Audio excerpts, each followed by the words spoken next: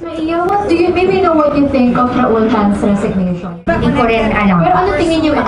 Hindi, kasi ako rin naman I was asked to resign, but I just didn't resign. Kasi, pinanindigan ko naman, wala akong kasalanan. Di matapos, tapusin niya yung investigation. Tingin niyo ba may naging pagkukulang? Hindi ko alam. But, yung naging process ng investigasyon nila, para sa akin lang personally, medyo baliktad kasi siya eh. Dapat kung paano siya na-credit hanggang paano siya na-withdraw.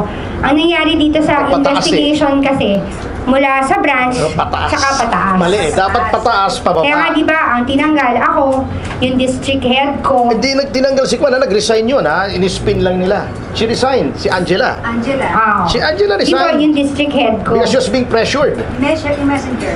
So, yung messenger po, voluntary siya nag-resign kasi hindi niya na kinakaya yung stress na araw-araw pinapatawag ka sa head office.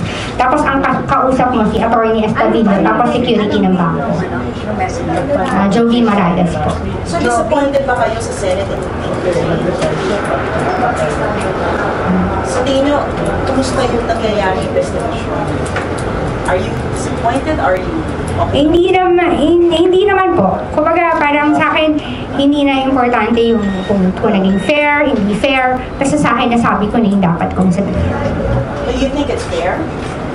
What do you mean? Do you think it's fair, the ongoing Senate investigation? Fair pa sa inyo?